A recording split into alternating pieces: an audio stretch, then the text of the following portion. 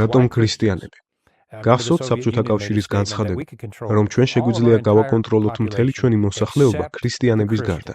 ამიტომაც მათ ან ციხეში სვამდნენ, ან აკულაგებდნენ. მახსოვს 1994 წელს, როცა CIA-ში მუშაობ, საკონფერენციო ოთახში, სადაც დაახლოებით 30 კაცი ვიყავით, ჩვენმა დეპარტამენტის ხელმძღვანელმა დაიწყო. ჩემზე ნუ გაბრაზდებით, მე მხოლოდ CIA-ის დირექტორის ბრძანებას გადმოგცემთ. თქვენ გეკრძალებათ CIA-ის ნებისმიერ ოფისში ერთმანეთს უთხრათ სიტყვები, შობას გილოცავთ. გეკრძალებათ გქონდეთ შობის სცენა გამოსახული თქვენს სამუშაო მაგიდაზე ან კარზე. წინააღმდეგ შემთხვევაში აღმოჩნდებით ადმინისტრაციული სასჯელის წინაშე. სამწუხარო ის არის, რომ ამ ყველაფრის მოსმენის შემდეგ გაოცებისგან მხოლოდ 2 ჩვენგანს ჩამოგვივარდა ყბა. CIA ქრისტიანების წინააღმდეგ აქტიურად იყენებდა DEI-ის მეთოდოლოგიას მათ ჩასახშობად. მახსოვს შობის აღამო იყო. ამაზე წინადღით ვლოცულობდი, მაგრამ ვერ გავფეთე. შემდეგ ახალი წლის წინადღით ყველას წინაშე გამოვედი. ღამე მშვიდობისა ვუსურვე და ვუთხარ, შობას გილოცავ. არსებობს ზღვარი, რომელსაც არ ყვე. შემდეგ ამას მოსახლეობის მხრიდან CIA-ის წინააღმდეგ დიდი აღშფოთება მოყვა და როგორც ბოროტ ადამიანებს ჩვევიათ, როცა წინააღმდეგობას აწყდებიან, უკან იხევენ.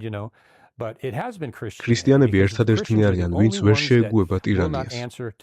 ჩვენ გვწამს ღმრთის აღმატებული ძალის და ტირანიული რეჟიმი ჩვენს მანიპულირებას ვერ შეძლებს.